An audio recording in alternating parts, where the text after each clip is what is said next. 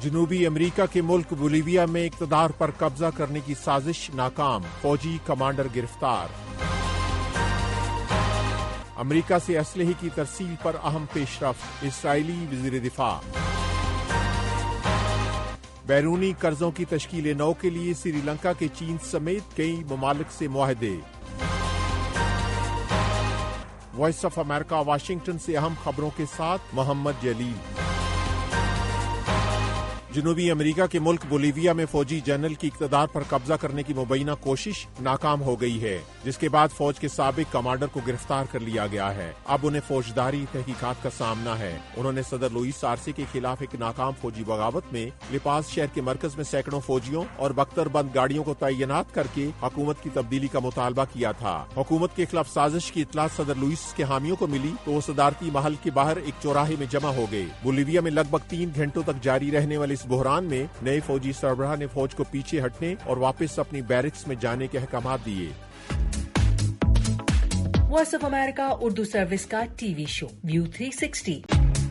اسرائیلی وزیر دفاع یوآف گالنٹ نے کہا کہ امریکی ہتھیاروں کی ترسیل کے معاملے پر اسرائیل کے خدشات دور کرنے میں اہم پیش رفت ہوئی ہے۔ وزیر دفاع نے وائٹ ہاؤس میں جو بائیڈن کی قومی سلامتی کے مشیر جیک سالیون سے ملاقات کے بعد کہا کہ مختلف معاملات خاص طور پر اسلحے کی ترسیل کی راہ میں حائل رکاوٹیں دور ہوئی ہیں۔ ہفتے کے اوائل میں اسرائیلی وزیر دفاع نے امریکہ کے وزیر خارجہ اور وزیر دفاع سے ملاقات کی تھی۔ امریکہ اسرائیل کو ہتھیار فراہم کرنے والا سب سے بڑا ملک ہے، لیکن حالیہ ہفتوں میں وزیر اعظم نیتن یاہو کو شکایت رہی ہے کہ امریکہ سے ہتھیاروں کی ترسیل سست ہو گئی ہے۔ وائٹ ہاؤس کا کہنا ہے کہ امریکہ چاہتا ہے کہ غزہ میں حماس اور لبنان کی عسکریت پسند تنظیم حزب اللہ کا مقابلہ کرنے کے لیے اسرائیل کی تمام دفاعی ضروریات پوری ہوں۔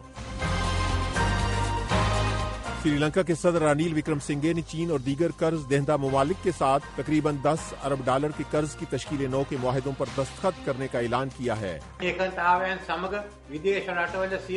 انہوں نے کہا کہ یہ معاہدے منظوری کے لیے 2 جولائی کو پارلیمنٹ میں پیش کیے جائیں گے اور ان معاہدوں کے تحت بیرونی 2 طرفہ قرضوں کی ادائیگی 2028 تک ملتوی ہو جائے گی۔ اس اقدام سے سری لنکا کو بیرونی قرضے ملنے میں مدد ملے گی تاکہ ملک کی معاشی تشکیل نو ہو سکے۔ سن 2022 میں غیر ملکی زر مبادلہ کے ذخائر نہایت نچلی سطح پر پہنچنے کے بعد سری لنکا اپنے بیرونی قرضوں پر ڈیفالٹ کر گیا تھا۔ ان معاہدوں سے سری لنکا کو بین الاقوامی مالیاتی فنڈ IMF کے ساتھ لگ بھگ $3 ارب کے پروگرام میں پیش رفت ہو سکتی ہے، جس کی وجہ سے ملک کا مالیاتی بحران ختم کرنے میں مدد ملے گی۔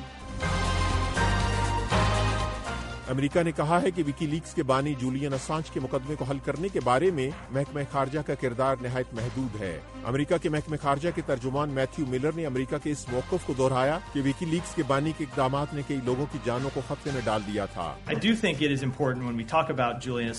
میتھیو ملر کا کہنا ہے کہ جب ہم جولین اسانج کے بارے میں بات کرتے ہیں تو دنیا کو یہ باور کرانا ضروری ہے کہ جن اعمال کے لیے ان پر فرد جرم عائد کی گئی تھی اور جس کے لیے انہیں اب قصوروار ٹھہرایا گیا ہے، وہ ایسے اقدامات ہیں جن سے ہمارے شراکت داروں، ہمارے اتحادیوں اور ہمارے سفارتکاروں کو خطرات لاحق ہو گئے ہیں۔ اسانج کے بحر الکاہل میں واقع امریکی علاقے میریانا جزائر میں ایک امریکی عدالت میں خفیہ معلومات کو عام کرنے کے جرم کا اعتراف کرنے کے بعد ان کے خلاف مقدمہ ختم کر دیا گیا تھا، جس کے بعد آزادی ملنے کے بعد وہ اپنے آبائی ملک آسٹریلیا پہنچ گئے ہیں، جہاں ان کا پرجوش استقبال کیا گیا۔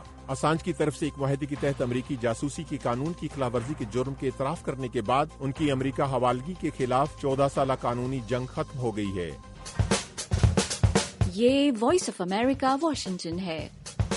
چین کے صدر شی جن پنگ نے بیجنگ میں ویتنام کے وزیر اعظم سے ملاقات کی ہے۔ اس موقع پر شی نے کہا کہ دونوں ممالک اپنے باہمی تعلقات کو نئی بلندیوں پر لے کر جا رہے ہیں اور گزشتہ 6 ماہ کے دوران دونوں ممالک نے مختلف شعبوں میں تعاون میں نمایاں پیش رفت کی ہے۔ ویتنام کے وزیر اعظم 24 جون سے چین کے سرکاری دورے پر ہیں، جہاں انہوں نے عالمی اقتصادی فورم کے اجلاس میں شرکت کی۔